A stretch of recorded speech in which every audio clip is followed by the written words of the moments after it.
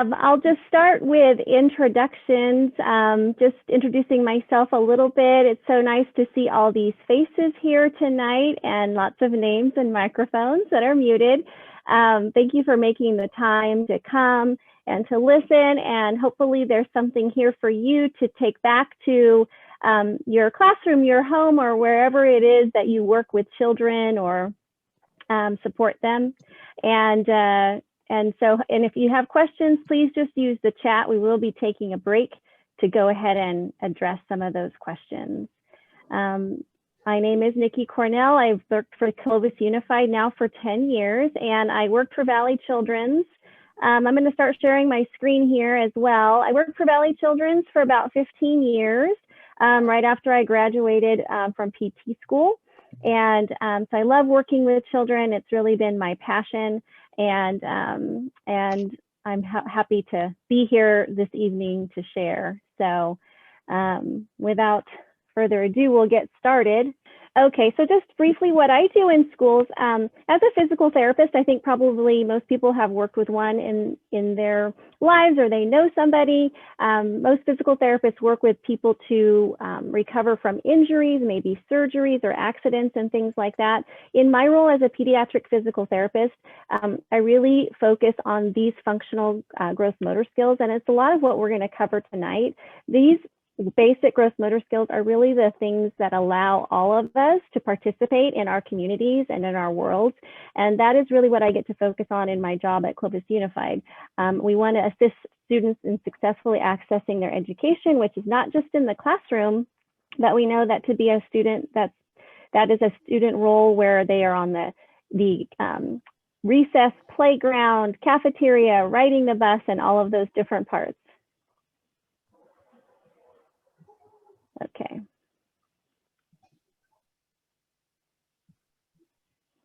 I'm sorry, I just needed to go ahead and do that so that I wasn't hearing Maria. Okay.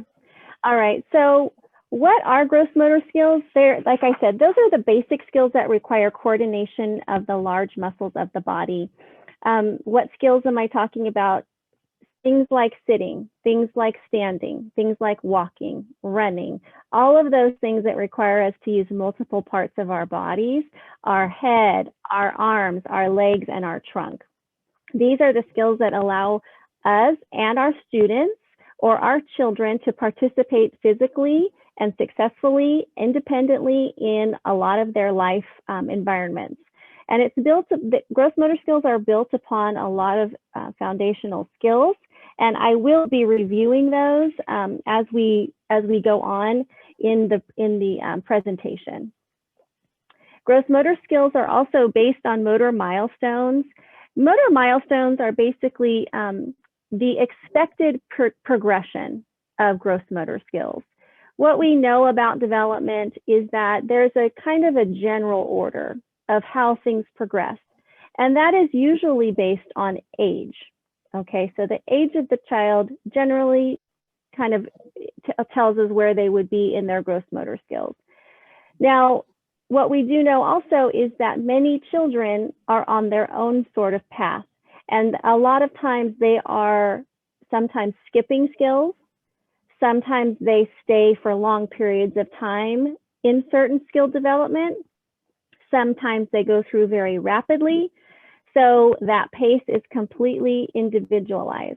And so as a parent or as a teacher, when you hear, oh, my child should be walking at ages 12 to 15 months, that is always just a very rough guideline. You know, we know that there are children out there that walk sometimes when they're 10 months old. And we know that there are lots of children out there that don't walk until they're 18 months old or even older. And so we want to come to that cautiously, that even though these are sort of these motor milestones, and I'm going to review them by ages a little bit later, these are just guidelines, and children are individual, and we know that they kind of have their own pace that they go at. So we try to be gracious with that and understand that. We also know that skill development in terms of gross motor skills is also influenced, so not just on how the muscles are developing and the brain and the growth, but also it's influenced by the environment that the child is in. We know that some families don't really want to put their children on the floor. They're afraid to have them on their tummy. Some children have parents who really don't like to see them distressed. And so the things around these children and these, you know, as they're developing, it does influence the sort of opportunities and practice and interactions that they might have as well. And so we know that how you interact with your child or your student is really going to make a difference. And we want to be able to encourage that, okay, in a positive direction. So overlying all of this, when we talk about motor skill development, are some very basic principles. These motor milestones that I mentioned previously that are kind of occurring at certain ages are really influenced by the maturation of the central nervous system and the muscular system. So as a child grows and develops and the brain, the parts of the brain develop and grow and their muscles get stronger, we see gross motor skills starting to emerge. In general, what that means is that you are going to see development from head to toe. So that is that second block there where it says proceeds cephalocaudal. That's a term of development that we use, knowing that development starts from the head and moves down the body. Any infant, the first thing that they're going to start to develop is that head control, okay? And then as they get head control, you can hold them up to your body and they can hold their head up. What do we start to do with them? We start to sit them down and place them on the floor and sitting, and we hold them first because the next thing that's going to develop is their trunk control. And so we're just moving down the body. And we know that head control has to come first before a child can sit independently, and sitting has to come before they can stand independently. And that is involving the hips and the knees and the feet. So that is that direction that it goes. The other principle of development is proximal to distal, which is really talking about proximal means close to us and distal means far away. So we have development of the center parts of our bodies, okay, the head and the trunk, before we start to get control of our arms, our elbows, and our fingers, okay? So those center parts have to be stable. That's why we talk a lot about head control. We talk a lot about core strength, trunk control, because those things are kind of like that stable base to which our arms and our legs work off of, okay? And then the other principle of development is really just that going from very simple tasks to complex tasks. And so we will kind of talk a little bit about this too when we're talking about how do we encourage play and how do we encourage practice and growth and challenge your students or your children in their gross motor skills. But always simpler is going to be easier than more complex tasks, okay? These are the foundations of gross motor skills. These are all really important things. You really can't have gross motor development a typical gross motor development without all of these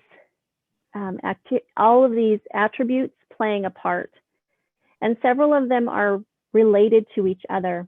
And you'll hear me talk about, when I'm talking about coordination, I'm talking about balance.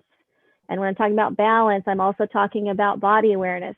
So they are all very intertwined, and they're all very necessary parts. When we see gross motor skills break down or perhaps slow or be delayed, generally speaking, we're having difficulties in one of these areas, okay? And so we'll talk a little bit about those. So strength and flexibility, these are biggies. And these are probably some of the more basic ones that a child needs to develop. Flexibility is basically just their ability to move their whatever limb through the entire range of motion, okay? So if we're talking about a knee, how much can the knee bend and how much can the knee straighten? If you look at my little picture up here of this guy lifting this weight, okay, he obviously is strong, but he also has to have full range of motion at those shoulders in order to get that weight above his head. He's got to have good flexibility in his hip and in his knee. Here, look at that ankle, how much that's flexing there. Okay, so this is really it's really important that our students and our children have a fully flexible, normal flexibility in their joints. If a child is too tight in their joints, sometimes children develop tightness because of lack of movement in the full excursion. Sometimes it's tight because of muscle tone. That can be challenging. And then the other side of it is also if a joint is very loose. And we call those kids kind of hyper flexible. That can be another challenge. Sometimes kids are just way more flexible either through their muscle tone or through how their joints are put together. And that can also be difficult for children to progress in gross motor skills if they have joints that are very, very flexible. And so flexibility is determined by muscle tone, those ligaments, and joint use. Okay, and I'll touch a little bit on muscle tone right now because it's a part of these two. It plays a role really in all of gross motor skills and fine motor skills as well. Muscle tone is really just that readiness of a muscle to contract. And if a child has high tone or hypertonicity, we know that that muscle is always on. It can always be on or very easily activated. And so it has a tendency to have a very strong pull. We also see the opposite. We see what is considered more of low tone, okay? And those low tone muscles, when we touch them, they're kind of squishy. They take a little bit more work to get ready to contract. And so it does those things, that muscle tone, it does play a role in both flexibility and strength. When we look at strength, what is strength? Strength is basically the ability of a child to move themselves against gravity, okay? And we don't test strength in children per se.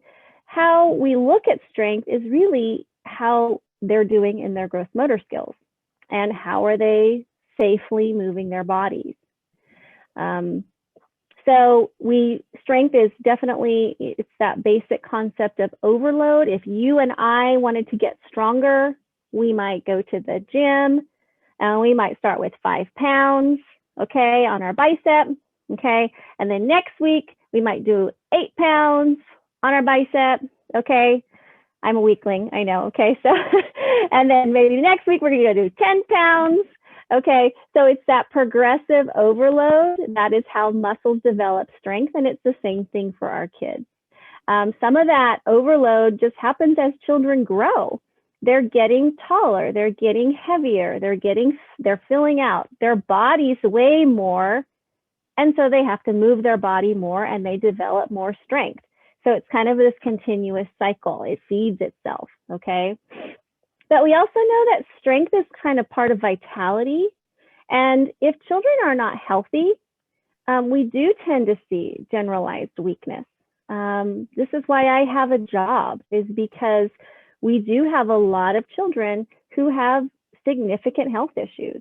And this prevents them from doing and developing some of these things to maintain and increase their strength. And so we try to come in and support that. So strength, definitely, opportunity and practice, health, and then that muscle tone, big parts of that. Okay. All right, so balance is another foundational skill for gross motor development. And what is balance? Balance is just basically, can you keep your center of gravity over the base of support? So you can see my person standing here in the corner. It's keeping everything in alignment, okay? And being able to keep ourselves upright, okay? In standing, which is like a static position, okay, stationary, and then moving forward and more complex, can we keep our balance while we're moving, okay? And so that's the dynamic part of it. Balance is so important for, especially once we get kids who are walking, to continue to progress in their skills. I do see a lot of students who are walking, but they're falling frequently, okay? So that can be a big barrier to developing those higher up gross motor skills, like beyond 12 to 15 months of age. So it's definitely an area of need that I see in a lot of children. Balance is also very complex. It is based on 3 senses primarily: vision, vestibular, which is the inner ear, and then a different kind of sense, which is called proprioception. We're going to talk about it a little bit later, and also Anna's going to talk about it as well. You really can't talk about motor without talking about sensory. They are intertwined and necessary. And so you might hear some of those same kinds of terms come up again as we move on. But all 3 of those senses are very important for balance. And without them, without even one, so let's just say, imagine yourself walking through a dark hallway at night, no light, okay? I know I've experienced this. It's like, whoa, okay, I need to like reach out for my wall, or I need to slow down, okay? So when we take one of those senses away, it really we start to realize how much we rely on it and how much we need it to keep ourselves upright and prevent from falling, okay? All right, so coordination. Coordination is also a big part of balance. When we talk about coordination, we're talking about how to do a movement efficiently and smoothly, okay? Coordination comes from an area of the brain called the cerebellum, and it is what allows us to sort of modulate movement. It gives us that control of when this muscle is going to turn on and when this muscle is going to turn off, and that rapid frequency that happens just with walking or just with reaching out and touching something. Coordination is what allows us to do that very smoothly, okay? We challenge coordination by things like crawling, working across the midline, which is the middle of our body, being able to cross, and then also being able to work in opposition, okay? Right and left sides working together. And when we see deficits in coordination, usually what we're seeing is sort of something that's described as ataxia. That's a form of incoordination, but it also could be a little bit less. It could be a little bit worse. It kind of ranges on a scale. But when we see that, we see movements that are very jerky. They are not smooth. They're difficult to control. And oftentimes it does impact balance. Okay, and body awareness and motion sense, and we're going to be to an opportunity to answer some questions here in just the next slide. So I know this is a lot of information. Body awareness and motion sense, these are also some foundations to gross motor skills.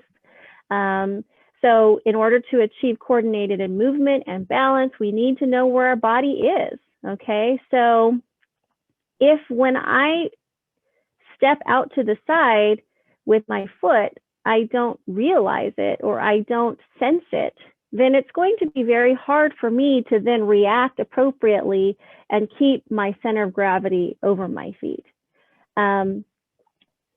There are receptors within the joints, which are called proprioception, and that is what gives us that feedback about movement. So we're going to talk about some ways to kind of promote this later, but it's that ability to say, okay, close your eyes now. Okay, now I want you to touch your head. So can you find your head without seeing it, without seeing your arm, without, so purely just from the motion, sensing that movement and knowing where your body is and how to find it. That is that proprioceptive body awareness. And then the motion sense, which is also referred to as the vestibular system in the inner ear. It helps us with balance, as I mentioned previously, but it also detects motion.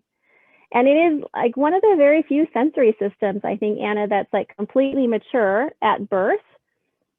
So the child, like not like vision, right? When babies are born, they don't see you very clearly for a while, okay? So their vision is still developing, but the inner ear is completely mature because they need that to start those reflexive movements, to respond to the reflexes, to position their body, to find stable postures.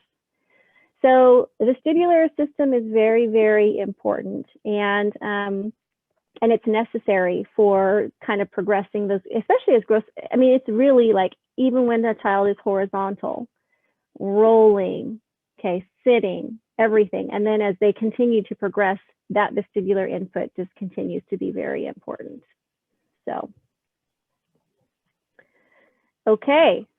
So any questions so far? Well, Nikki, we did have one. So when you were talking about when a child starts walking and what a wide variance that could be, that timetable, we had a question. Does the earlier a child start to walk, is that an indicator of their intelligence or their cognitive abilities? I understand this question. Some people think, oh, my 8-month-old is walking. So what is your thought about that? I haven't seen in my practice that necessarily indicates any sort of ability in terms of cognition. Genetics are a huge role in terms of how our bodies are put together, how our muscles are put together, how responsive muscles are, how quickly our body responds to movement. So an earlier walker, they might be that kid also that doesn't talk for a really long time. Because what we see sometimes with development is that different parts of development go at different paces. And some kids are really heavy motor kids. That's the kid that's walking at 10 months. They crawled at 6. They were rolling over when they were 2 months, okay? And so they're motor. But sometimes what we see is because they spend so much time working on those skills, other things kind of slow down. And so then maybe at some point, the motor development might kind of slow, okay, or kind of hold steady. Even sometimes we see regression in some motor skills when kids are learning new things in different areas. So it's hard to say. I don't generally see that, but hey, you never know. Thank you. And that was it for now. Okay, great. Maria, am I doing okay? Okay. Leanne, did you have something else?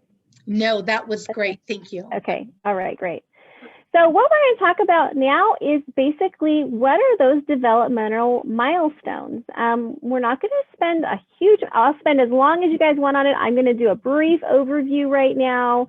But again, this is just kind of saying, based on what we know about how the brain develops, the muscular system, these are the typical progressions that we see with motor skills, okay? Like I said, this is not written in stone. It's very general, and it's based, again, kind of on those things of how the brain is developing, that head to toe development, that center out development, and this is kind of what we end up seeing. these are listed kind of not in order, but I would say reflex movement is definitely younger. And then as we get to cruising on the furniture at the bottom, that's around 12 months, or it could be even earlier, usually 6 to 10 months. So reflex movement, that is what an infant comes into this world with. It comes from the lower levels of the brain. The upper levels of the brain are still going to grow and develop, okay? But those lower levels of the brain are kind of what drive those reflexes. The reflexes are really necessary for survival, and that's why they're there. We do like to see the reflex movements sort of become less dominant over time, what we call integrated, because if they persist, they can actually interfere with normal gross motor development. And then as we see here, what starts to happen after those reflex movements, we see that the child starts to turn their head, okay? They're starting to observe their environment. They are moving against gravity. They're on their backs and they're lifting their hands up. They're bringing their feet up into the ceiling, okay? That takes a lot of work for these little guys, okay? And if you've ever worked with, or maybe you have a child who has low tone, a lot of times what we see are these children are just almost kind of stuck to the floor. It is very, very difficult for them to move up against gravity and like grab their toes or put their feet in their mouth like they like to do, okay?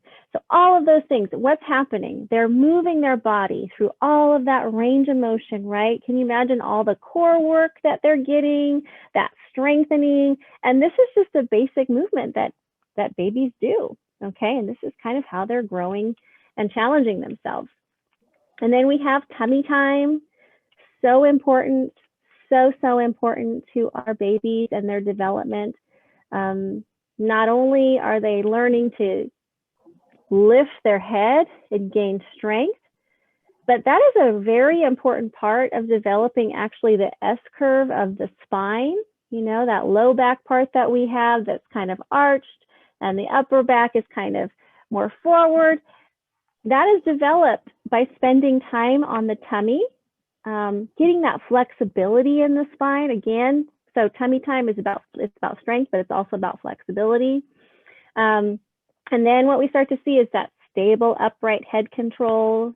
We talked about holding out the shoulder. When we hold them, at first we have to hold their heads. Everything has to be supported. And then eventually they've got the little bobble going, okay, and they're holding. And then they start to roll, and then sitting with support. And when you're working with your children or your students on these skills, you know, it's so important just to be consistent and to continue, always provide the support that they need, but then always try to consider, can I do less? Can we challenge them with that? So with sitting with support, a lot of my students are working on sitting independently. I have a lot of students at school that are still working on this skill. And so we always want to provide opportunity to be successful, but also how are we adding a little bit of demand, okay, so that they can reach that and push themselves and continue to grow in their strength and their stability, okay? Once they can sit by themselves, well, then what? Well, I want that toy over there, okay? How am I going to get it? Okay. And so that's what we start to see is that they're stable in sitting. And once we get stability, we get mobility. Now I can move out of that position and start to explore. Okay. Crawling. I get a lot of questions about crawling. We do like to see crawling in our kids, but is it absolutely necessary? No, it's not. We have lots of children that skip crawling, okay? And they just kind of go on to walking. And then sometimes they go back to crawling. They never did it when they were young, and then they start walking, and then they get back down on their hands and knees and they start to crawl. So again, just that unpredictability. We like to see kids pulling to stand. They're using their arms, their legs. They're going to see what's up on the couch, okay? And then start to cruise, what we call cruising on the furniture, which is that sidestepping. So when they pull to stand, they work on that stable standing posture. And as soon as they get that, okay, again, just like in sitting, I want to go over there. I want to get closer to mom. She's over there. Okay. Or I want to go get closer to sister. She's over there. So we're going to start figuring out how we're going to move. All right. And as they continue to grow, we just see more and more development, usually in the 1 to 2 year level.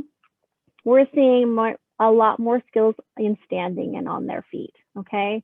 They can sit in a variety of positions. I'll talk a little bit really quickly about sitting in positions. We really do want to see kids assume a lot of different sitting positions. That can be a crisscross applesauce. That could be a side sit with both legs to one side. Sometimes kids like to sit with their legs straight out in front of them. We do like to discourage the W sit though, okay? For a few reasons, but it makes sense. Lots of kids assume it. They like it because it makes it so that their base of support is very wide.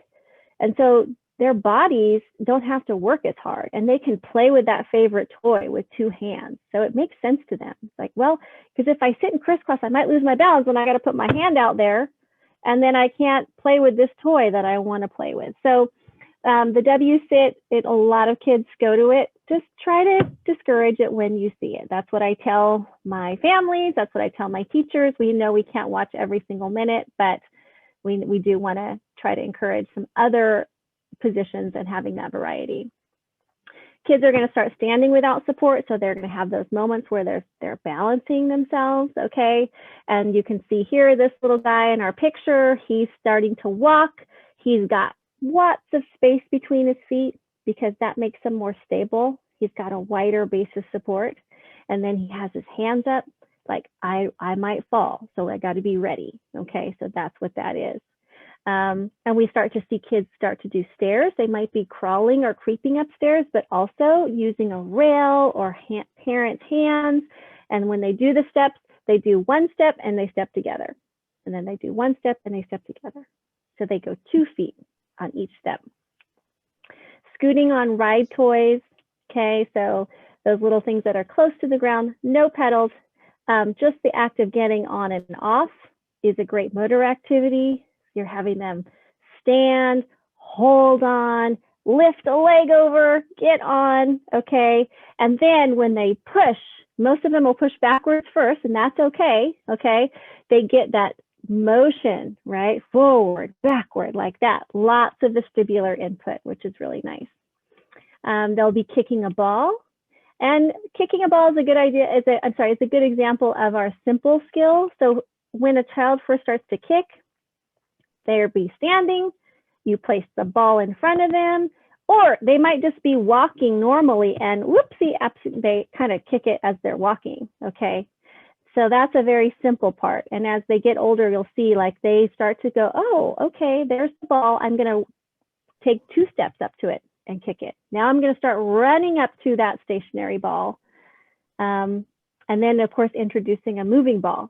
And then that's a whole nother game. So fast running and walking, we see that as well. 2 to 3 year olds, we start to see jumping. Okay, so jumping is a big skill.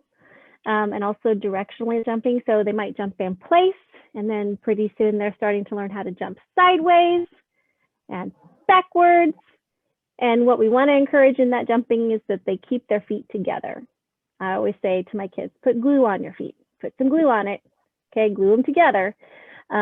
Start with low surfaces. Sometimes for kids to learn how to jump, they actually is easier for them to jump off of something because they don't have to get the upward part. They just have to get the forward and the down. So I use sometimes like foam books and I'll tape them up and we'll practice jumping off just to get that kind of motion. Balancing on 1 foot for a few seconds. Beginning to pedal a tricycle, they're not getting the full thing. They're not getting all the pedaling and the steering, but they're starting to understand like, okay, 1 leg, 2 legs, they can get it going, okay? That reciprocal movement. Galloping, throwing a ball, stairs, they're progressing. As they've gotten stronger, now they don't need to hold on maybe with two hands. Maybe they just need one hand support, or maybe they can even do some stairs without any support at all in the upper extremities because they're getting stronger and their balance is getting better. And then they also can imitate those bilateral movements. So that's all those fun songs that they play in preschool and they sing about, and arms go up and touch your toes and all of those sorts of things. They're watching you, they're hearing it, and then they're following along. So they're developing that body awareness, okay? And then this last area is really for those preschool kids. We can see our friends playing there on the playground. There's our little friend with his walker. There's another friend in the background on a trampoline, and everybody's kind of having a good time. So lots of different things going on here. We start to see one leg skills, so hopping on one foot. Of course, we can't hop on one foot if we can't balance on one foot for about 5 or 6 seconds. So that's kind of a prerequisite skill. We start to see things like kicking that ball with that run up to the ball. So they're going to take 2 steps up and kick, okay? And then skipping, more like stronger and more accurate throwing of a ball, bouncing and catching. So you're doing 2 skills in sequence, okay? And then that tricycle, or maybe even a bike at this age. Some kids will have a bike and they'll be able to ride it maybe with training wheels. Obstacle courses, somersaults, and they can maybe keep themselves swinging on a swing. So those are kind of this is not every single motor milestone. These are some of the highlights and things that we like to see. Again, there's a range of ages, and kids always keep us guessing a lot with these. These are just kind of some general categories of motor skills. Locomotor means movement, okay? They're going to be moving, they're walking, they're jumping, hopping, galloping, leaping. So when you start to think about what are some things I can do with my child to kind of encourage movement, you start to look at kind of like, well, how can we move? Look at all these different ways we can move our bodies.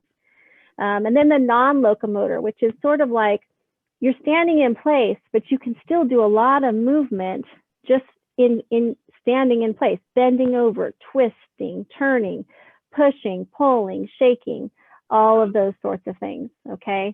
And then the manipulative skills, it's kind of that object manipulation where we're talking about how can I throw a ball or hit a ball with a racket or catch a ball.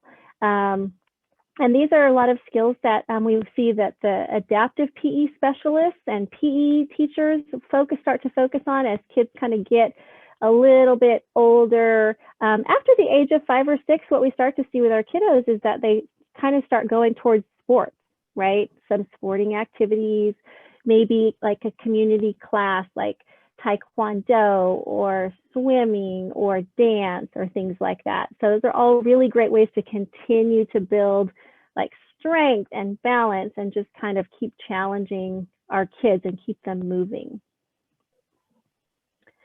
So when we talk about how can we encourage gross motor skill development, when they're little, it's all about the playing.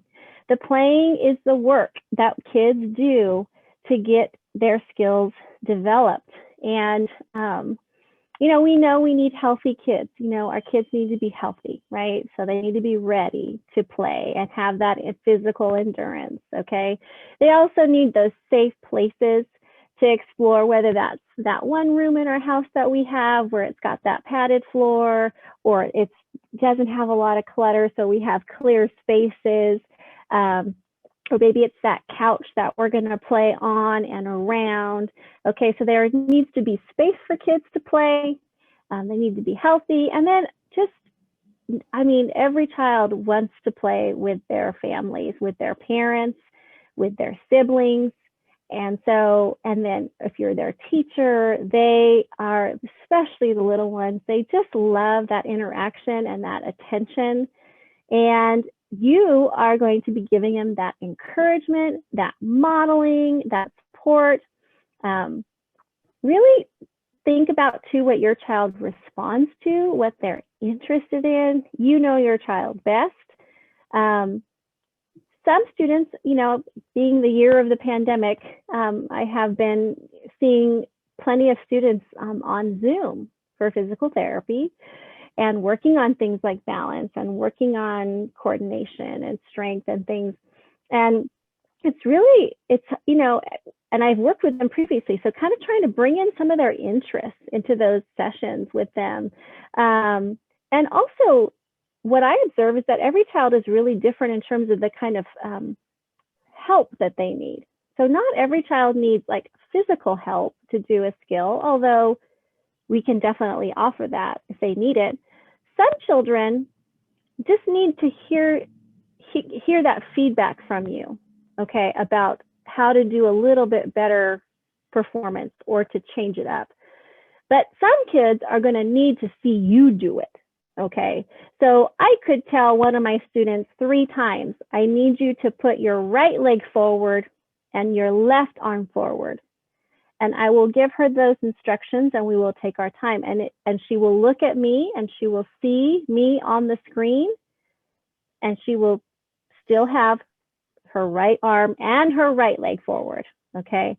So then dad steps in and he comes right in front of her and gives her that physical demonstration.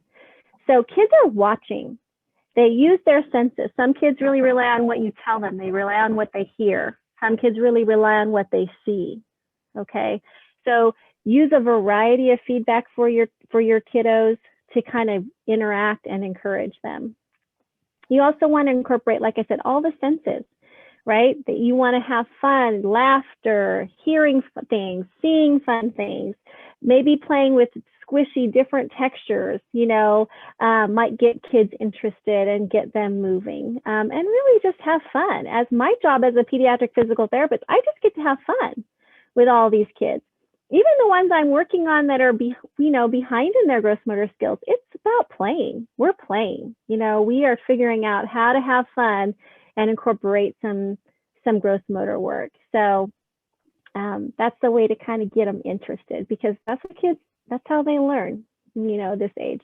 They're learning by playing. So you want to use music, whatever you guys like to listen to. I got this great video the other day from one of my families, and her son was in his stander and they were listening. I think it was Drake. I'm not sure, but it was, and that's what they were rocking out to.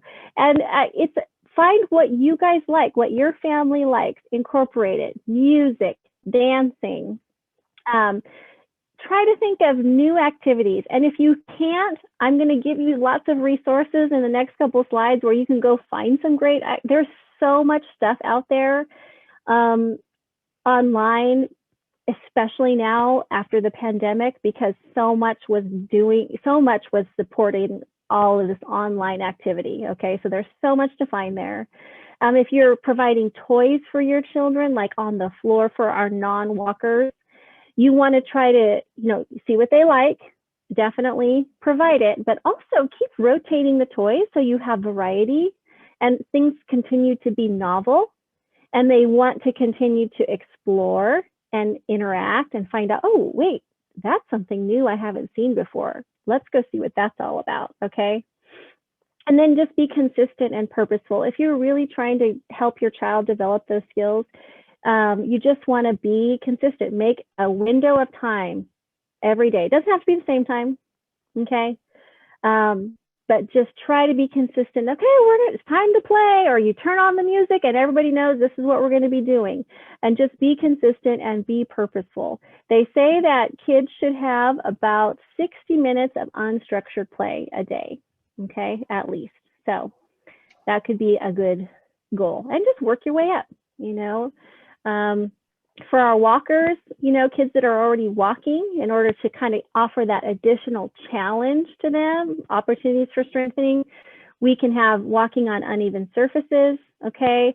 Grass, bark, pillows. I like to walk my kids around the base of the trees outside on the campus. It's all bumpy and with the roots coming out, and I hold their hand and we work on that, okay?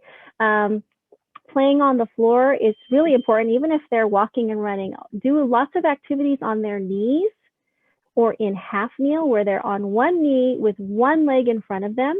Great way to work on balance and core strengthening and coordination.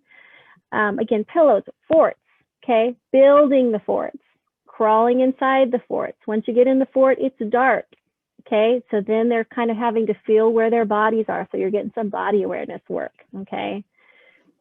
Obstacle courses, running, skipping, jumping, and don't forget about your local parks and playgrounds. Always really fun opportunities to go and use the play equipment, climb the ladder, go down the slides, go through the tunnels, all of that kind of stuff. So, and here's some tips to promote body awareness and motion sense.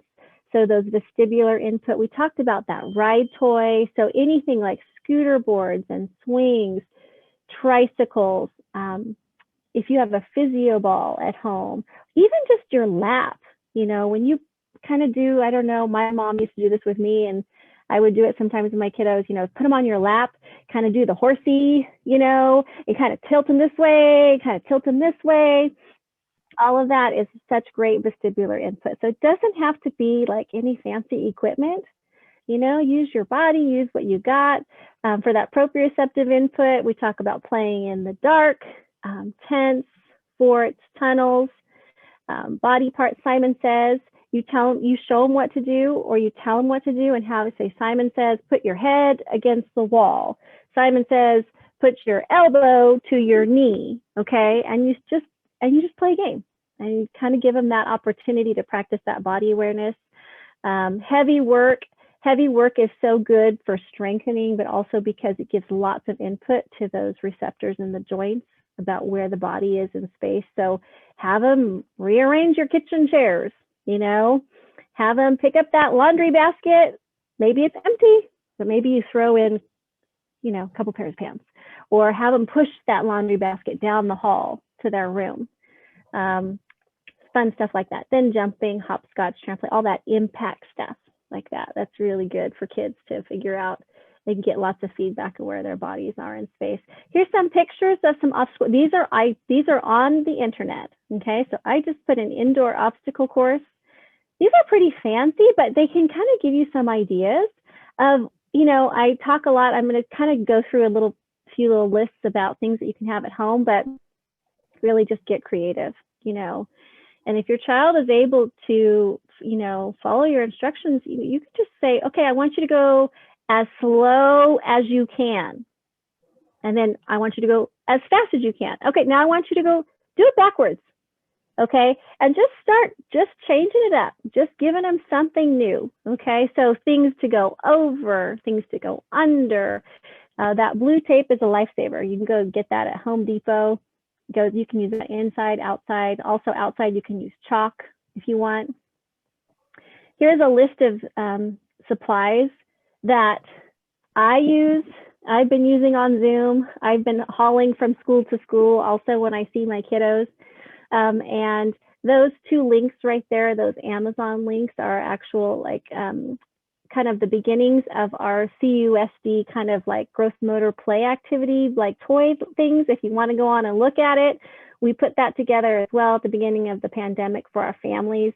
So if they wanted to purchase some of these things, that they could go to and kind of see what was there.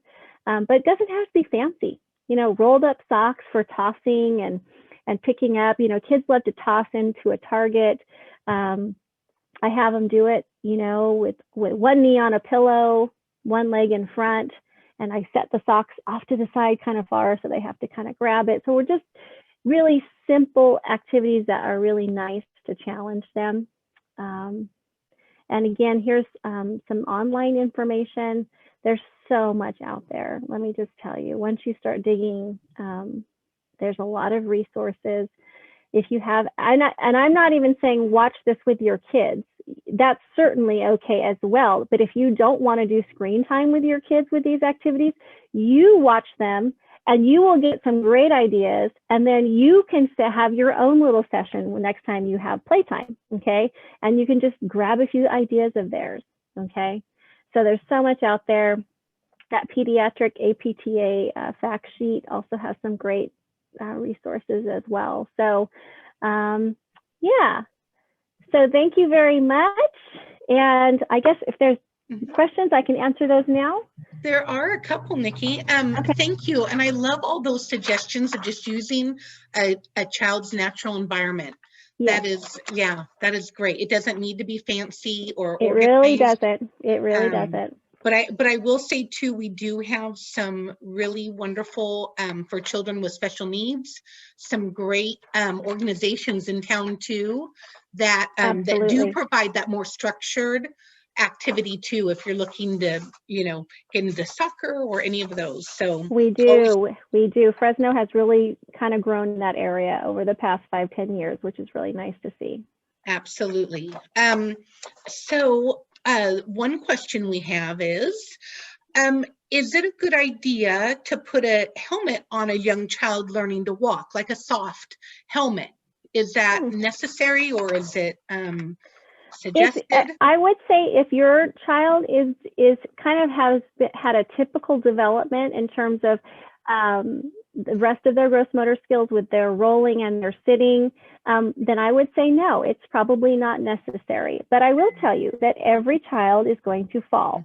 They are going to fall, and they might get a goose egg on their head. And so we can't prevent all of that. And I guess, every parent is very different in terms of their comfort level. But I would say no. I mean, I would say kind of it comes with the territory. We're going to see that kind of instability. They're learning. So that's how they learn, is when they fall, they go, oh, I was going too fast, or oh, I didn't step fast enough. So part of the falling is part of normal development. Now, if your child is falling excessively, and also when they fall, they are not putting their hands out, that's a whole nother story. Because we know that if kids are falling and they don't have those balance reactions, okay, that like reaction to kind of stop themselves as they get close to the ground, then there can be some injuries. And we don't want that to happen a lot. Sometimes they can hurt their nose. Sometimes children have lost their teeth. And so I would say that would be kind of the tipping point. If we start to see some significant injuries multiple times, that might be something that you want to discuss, maybe with your physical therapist or with your doctor. So okay, thank you. And then so what about swimming? I mean, I think we all know swimming's a great exercise for children, but how young? How young? I'm going to speak to this from my own experience as a mother, that I was in the water with my babies at 9 to 12 months. And so there's lots of lessons out there where they do mommy and me classes, and getting the kids just used to just being in the water, used to, and kind of focusing on some safety skills, like learning how to float on their back. So I've seen it very young, but definitely as kids get older, and especially if you have a pool, it's very important. But swimming is a great activity. It's a full body activity. There's also so much sensory input from swimming as well. Bilateral, a lot of strength. It's an excellent, excellent activity. I have a little input to say on that swimming, because like you said, Nikki, I was teaching my little baby, we would do mommy and me classes. And as he got older, they teach him to swim to the edge, jump into the pool, swim to the edge. And one time we went to our friend's pool, and I was at the edge, just putting my feet in the pool. This is an experience, like you said, I was at the edge. He was like 1.5 years maybe. And he had already had a couple months of swimming.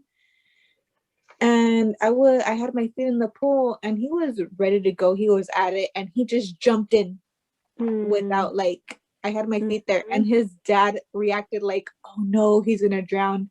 But by the time his dad jumped in, and my son, he was already swimming towards the edge, towards me. So I just stuck out my hand. He came towards me. So it's just experience, their reactions. They teach them. Yes, exactly. So they teach them, if they fall in, to know where to go, where they can swim to, and how to hold on to the side, even if they can't get out of the pool. So they just know how to hold on. I was right there. I had my feet in the pool. I had him. I stuck in my hand. Yeah. You're not drowning. I got you. Yeah. It was just funny. It was just funny to see his dad overreacting. He's like, oh no.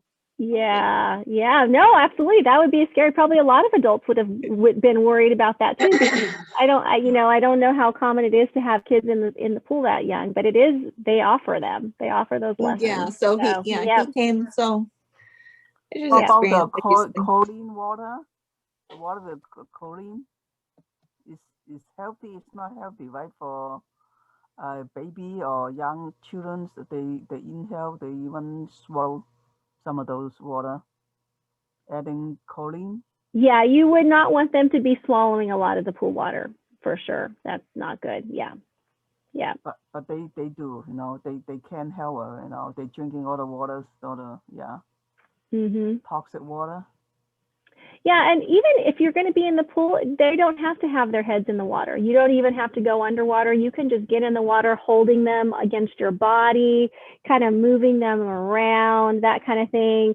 So that pool exposure and that swimming can really just be to their ability and your comfort level. And then we have one last question, and then we'll let Anna get started, is talking a little bit more about children playing in the dark. This participant teaches early intervention, and they have a 2-year-old that recently started turning lights on and off and playing in the dark. And he's been showing some sensory behaviors lately. Do you have any thoughts that they can share with the mom of this 2-year-old? So when you say showing sensory behavior, can you explain that a little bit? Maybe Anna, you could jump in here too.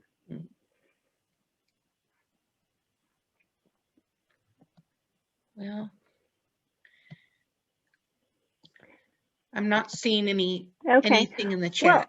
Well, so what we do, so I'll let Anna jump in too. I know, but a lot of times lights can be very stimulating. So sometimes kids like to turn the lights off because it actually is more of a calm environment. But also just learning like, oh, I have power over the light switch, So yeah, Anna, what are your thoughts? Oh, and I'm sorry to interrupt, Anna. They just commented too. I'll let you answer this, Anna. Is rocking, climbing, and swinging are the behaviors they're showing, the sensory behaviors? It sounds like they're really challenging their sensory system. They might be working on different kind of balance reactions, and like Nikki said, it might be really freeing to not have the light on, so you can get rid of that one sense and focus on the balance senses instead. Yep. Thank you. So Anna, do you want to start sharing your screen now? Thank you, everyone, for your time. Yeah, thank you so much, Nikki. We appreciate you. Yeah. While Anna's getting set up, I'm going to send out a poll just to see who's here. There we go. So if you have a second, I also will post in the chat in just a minute here. I'll post that link to the Google Drive. Now, in the Google Drive, you will find any handouts that the presenters have provided to share with you. And also, there are links. So links to the survey, links to the Family Resource Center page, links that Anna is going to talk about in her presentation. So please, like I said, check out that Google Drive. And so we are, we're just split a little bit above professionals over caregivers, or parents, caregivers. It's just about half and half. So thank you. That's interesting to know. All right, go ahead, Anna. You bet.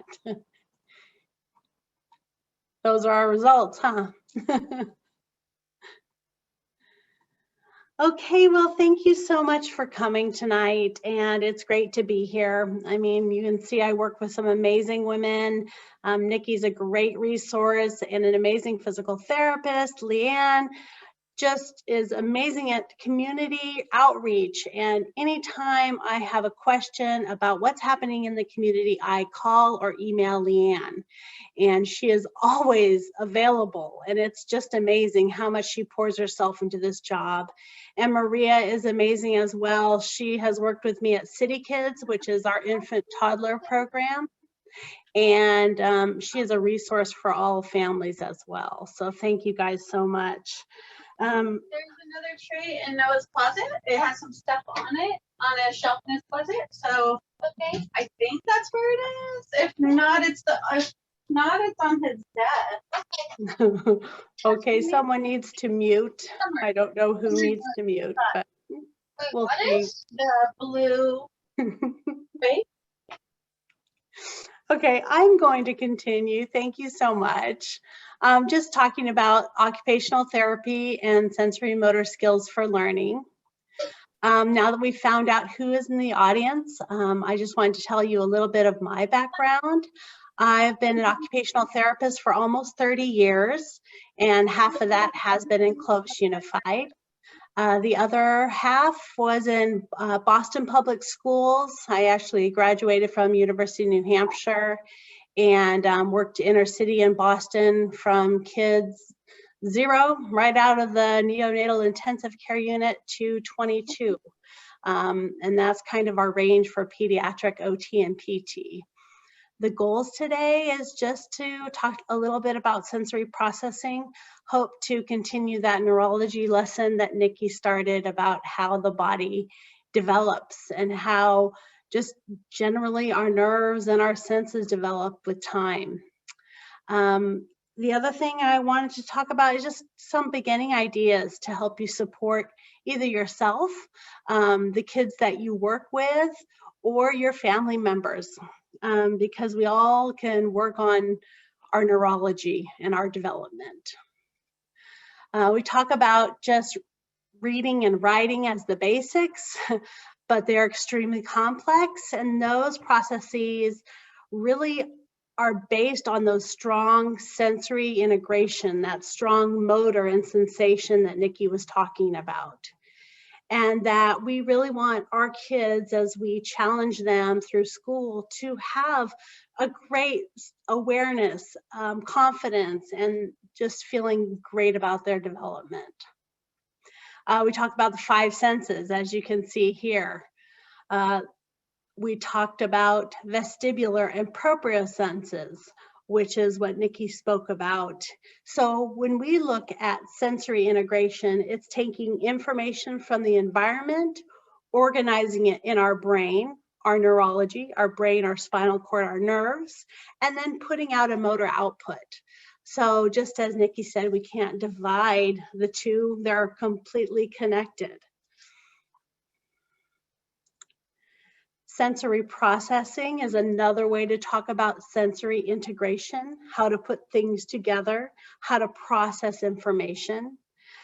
We use our brain and body for learning, and we feed those senses so that we can improve our attention. So your ability to listen to me tonight, maybe to take care of your children or take care of your students, we need to feed those senses. We need to improve our attention and our learning so we can help others as well. And then we need to see how we can support sensory processing. So if there are behaviors that are interfering with what we call just our activities of daily living, are we dressing? Are we able to go to work? Are we able to feed ourselves? We want to be able to support those sensory processing abilities. Just wanted to do a quick little building block lesson for you. Here's our senses down here. We've talked about the 5 senses plus 2, vestibular and proprioceptive, which Nikki went over. There is one extra sense that OTs will speak about, and that's interoception. That's not on this building block of learning, but that's your gut. And there's a lot of information out there about your mind, your brain, and your GI system. So that's another piece there. But that's really the building block, that nervous system. And we really work as OTs and PTs and special educators to make those really strong so that the child can move up the pyramid. If you see up at the top, that's where academic learning is. So look at this pyramid the kids need to climb. They need that body scheme, like that core ability that Nikki was talking about, the ability to plan movements, our posture, our visual planning, our attention centers, before we can get to that behavior, daily living, and total learning up top. So when there is a disturbance, we come back and look down this pyramid to see where can we support the kids better so that they can move up to that cognition and intellect. Excuse me, I'm gonna get my drink of water. I hope you're having a little coffee or tea or water to stay alert as we're getting into the evening. How do we stay alert as adults? Maybe we move, maybe we take our daily walks, maybe we need to wake up with a shower or have some coffee. Maybe you dim the lights, maybe you watched a fire to really relax after work so that you could be available to learn tonight. And I wanted to just do a quick little adult sensory integration inventory so we can learn how we support our own sensory processing. I have to apologize for the quality of this, but it is available on that Google Drive. I'd like you to take a look at this and just see what you do sensory motor preferences for yourself. It talks about something in your mouth, something to move, something to touch, something to look at that will help you decrease your state of alertness or increase it. So if you can kind of look at this checklist for a moment and see what you have done either today or yesterday that helped your alertness and your ability to do your job, your ability to be a parent, your ability to be a teacher. Just take a couple minutes to look at that. Well, Anna, I can say it wasn't jogging, but but yay you, whoever's out there doing that.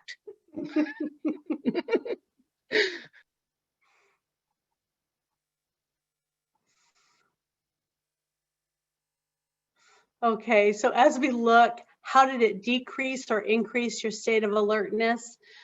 I really wonder, is there one type of input that you find helps you as a functioning adult? And now think about your kids, your students, your family members. Where do you think they would go on this checklist? Would they need more oral input? Would they need more movement? Would they need more touch? Would they need something visual? I'm going to go to the next slide real quick, and it talks about listening. Do we listen to that hard rock? Do we listen to Drake, like Nikki was saying early? Do we need a quiet room when we study or when we're learning? Or are you more the type of person that needs a lot of background noise to help you focus, to help you stay alert? So feel free to look at this another time. If you have any questions, come back and put it in the chat, or feel free to use me as a resource. This is all from the program, How Does Your Engine Run? And it's an older program, but I find it's really helpful to think how we support ourselves in alertness and sensory processing in general. So regulation, I'm going to throw some terms out because I hear these terms a lot when they're looking at a need for occupational therapist, is how do you regulate your senses? How do you calm? How do you arouse? How do you attend? How do you change your attention? I know in classes we're going from circle time to chairs to rotation in different activities. We're going to recess, hopefully, ideally, after all this pandemic is over. What kind of methods do the children use and do we as adults use to increase that level of alertness? We do it through what we see, what we hear, feel, taste, and smell and how we move. And what can we do as staff, and what can you do as a family to help calm or alert the kiddos that you're working with or supporting? You've already heard a lot of this from Nikki, so I'm going to kind of gloss over it. We know kids need recess and movement. It is one of the primary regulators. It gives our body that vestibular and that proprioceptive information. The reason that is so important is those two systems go directly to our brain to help calm us. There's also a very close relationship to movement and language. When I'm working with my speech and language pathologist, I will say, hey, is there any way we can stand and do this activity? Is there any way we can sit on a therapy ball and have them bounce as you're trying to elicit some more language? We also know about movement and learning, you know, like Nikki was talking, that head, shoulders, knees, and toes game. We all know what we're supposed to do when we hear that. And that's because we've learned movement and we learned it through visual and verbal cues as well. Okay, there we go about the vestibular system again. We're gonna go to the next. Once again, it promotes attention. We learn about time and space. Are we going fast through time, slow through time? Enhances that muscle tone and posture and maintains that balance. Proprioception, we're going to gloss over this pretty quickly. The one thing I want to talk about proprioception is that those muscles receptors that Nikki was talking about in the tendons and joints and deep in the skin, that is directly linked to the nerves that go to your brain that help calming. So when an occupational therapist is talking about, hey, let's focus on some joint, let's focus on squeezing our hands, give ourselves a squeeze. Maybe you've talked about weighted blankets, or you've talked about a vest that will give them proprioception, give them a sense where their body is. It's because those nerves go directly to the calming centers of our brain.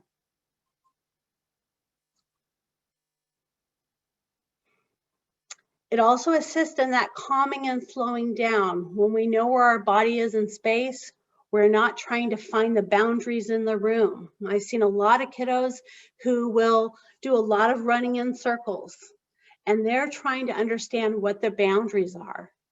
And kids will do that, and that's normal neurotypical development. But what happens is some kids get trapped in that ability to, that's all that they want to do. And we need to give them a little more guidance on how to find some better proprioceptive activities. Maybe it's like this little girl on the trampoline. Maybe it's using those pillows and blankets that Nikki was talking about for balance. The other thing we do as special educators and therapists is we give support for how often does it need to happen during the day? How long, you know? Can a kiddo spin on the grass for 10 minutes and then lie down and watch the world go by? Is that neurotypical, or is that something that's a little more neurodivergent? So that's where it's great to consult a therapist or a special educator that have worked with kids with different neurology. And we talk about intensity. We know that if it's slow and low, that's calming. If it's fast like a roller coaster, that's exciting. And we need a balance of both of those things to help our alertness. A few of the resources we've used in home and in schools.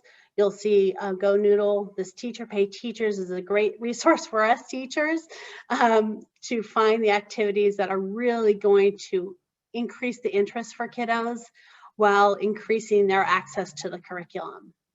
I love this Learn to Move, Move to Learn. It's an early childhood activity that has curricular and learning activities involved with movement and senses.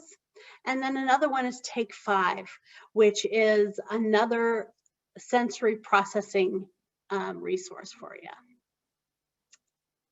All right, there's a lot of theory. Thank you for listening. Let's check the chat and see if there's any questions to this point. Okay, so, well, we got one right now. At what age do we start to worry about a child walking on their toes when they're barefooted, and what activities help that? I would say, and Nikki can also chime in on this one, toe walking can be very common in kids as they're developing their skills. It gives direct information to those proprioceptive receptors about where they are in space, what their body awareness is. It goes right to the brain from the sole of your feet. And so some kids will walk a little bit longer. What I look at when I see a child that walks on their toes is their body awareness intact, or do they need some support with that? I also check, do they have the flexibility that Nikki was talking about? For me, the toe walking becomes more of an issue when their ligaments get so tight that they don't have the ability to walk flat on their feet. Is there anything else you would add, Nikki? No, I would say I would agree with all of that. I think it is a very common activity for our kiddos. And as I understand it, very a part of normal development, even all the way up to the age of 5. A lot of it can be sensory, but a lot of it is also pure strengthening. So the calf muscle is such a powerful muscle in controlling a mature gait and walking pattern. It propels us over our feet as we walk. It controls the speed and balance. So a lot of that toe walking is basically that basic overload principle that we talked about of just strengthening. And it is only problematic if the child develops residual tightness and cannot get flat ever. So I would agree with that. Good question. Thank you. All right. We've got a couple more. So can you please explain what the sensory profile is, and how does it relate to a behavior intervention plan? Sensory profile is one of the checklists that we use to evaluate kiddos that have any neurodivergent or different kind of processing. It gives us one idea about how they are functioning. We have a home and a school, and then as we get to adolescence and adulthood, there's also another checklist for adolescents and adults that is more of a self-sensory profile. What I like to do is I like to take that information, and then I also like to observe the child in all their different educational settings and see, is the information I get from the sensory profile, is it shown in the home setting? Is it shown in the education setting? Sometimes they are very much matched. And sometimes, even though the sensory issues are present, they do not impede function. So I might have a real difficulty with this tag on the back of my shirt, but I'm still able to teach you.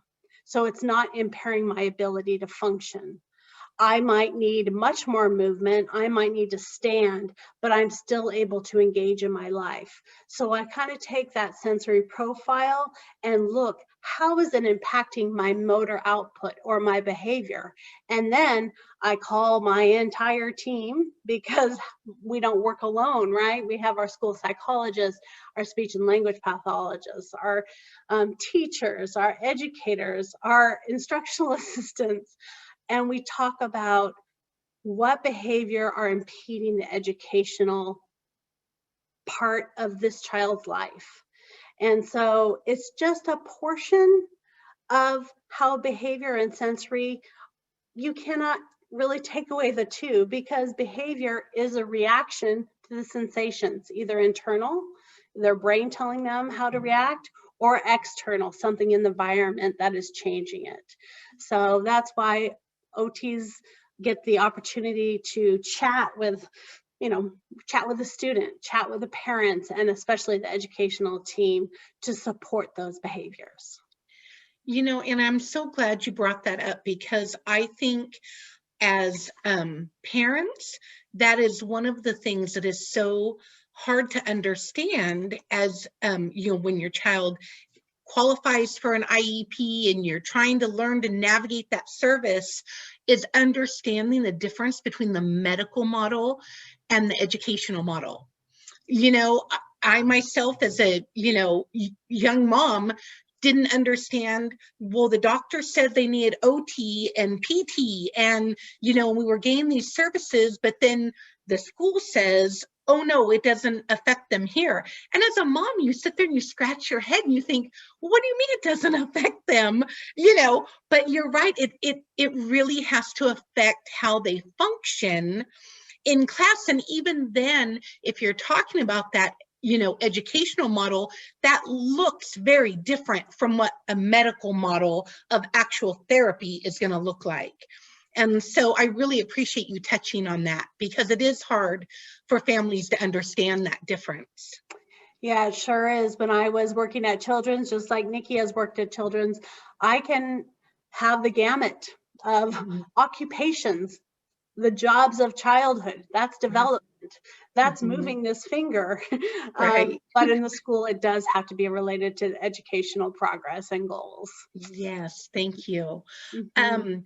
And speaking of development too, for our, you know, participants listening, you know, for our young kiddos, Learn the Signs, Act Early from the CDC has amazing free resources out there. So if you're a young parent or you're a professional who work with young children, please check that out, because, and if you need that link, email me at the Family Resource Center, but they have wonderful free resources all about how to track your child's development, what to look for, a free app, great resources out there.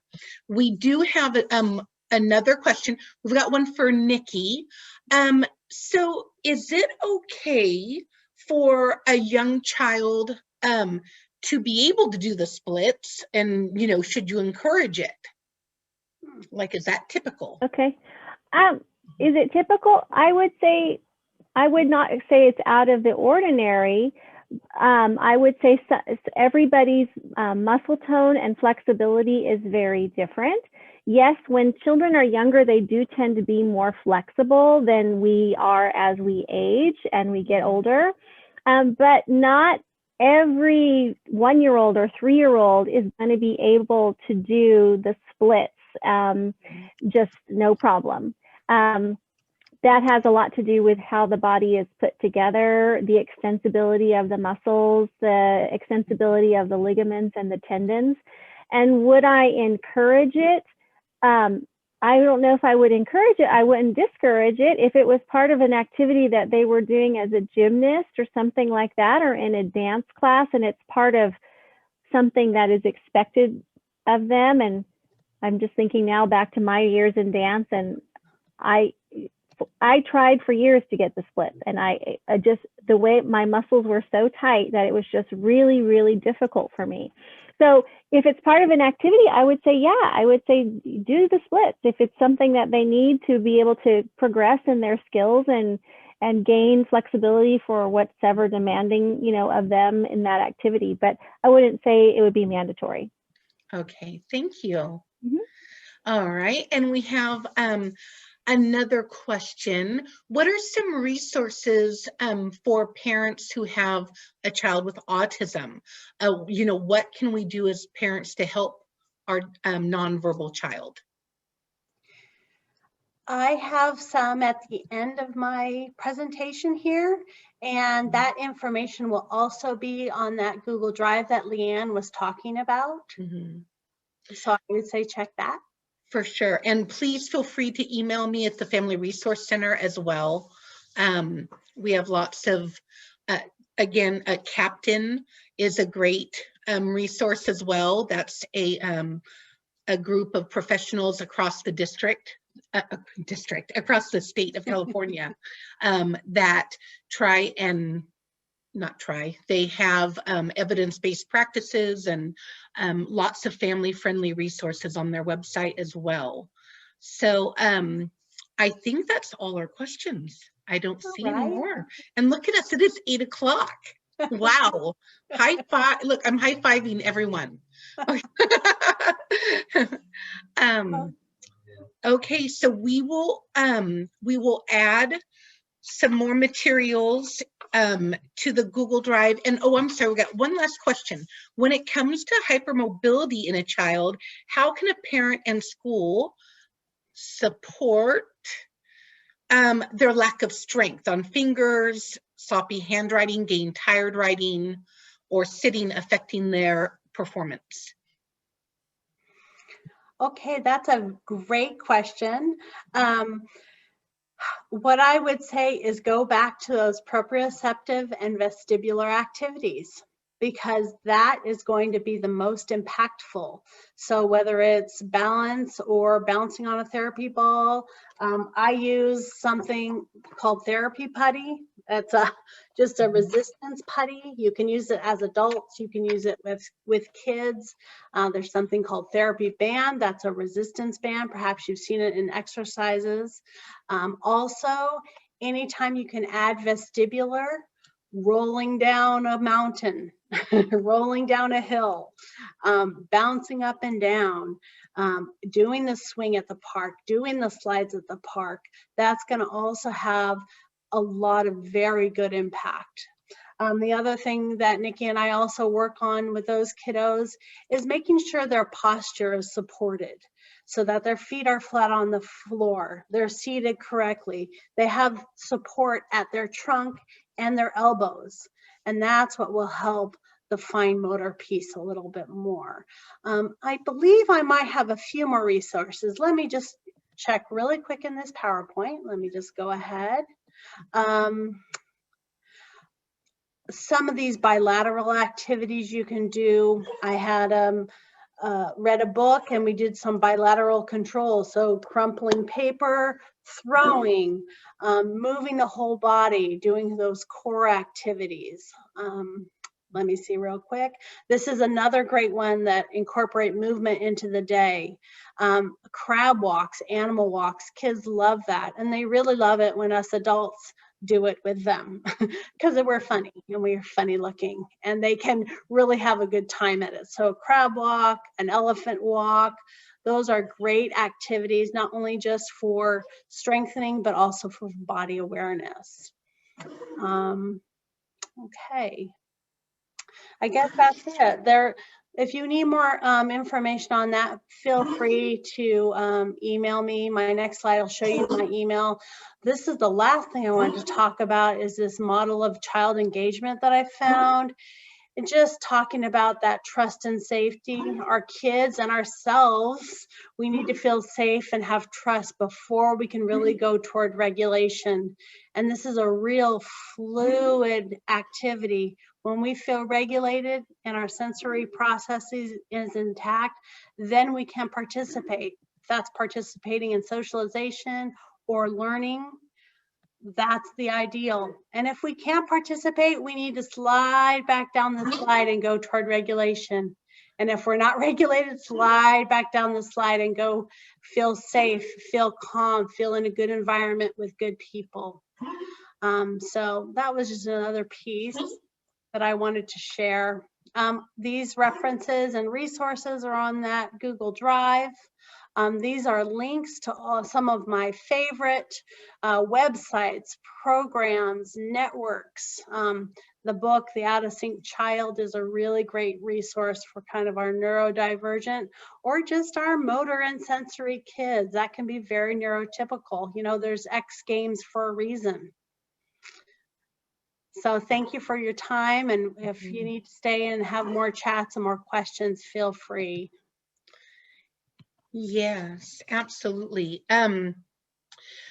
I got a comment in the chats that the link to the survey I posted wasn't working. I just checked it and it seemed to be, but it's also in the Google Drives. You'll see the link is in there, is live, and you can click on that.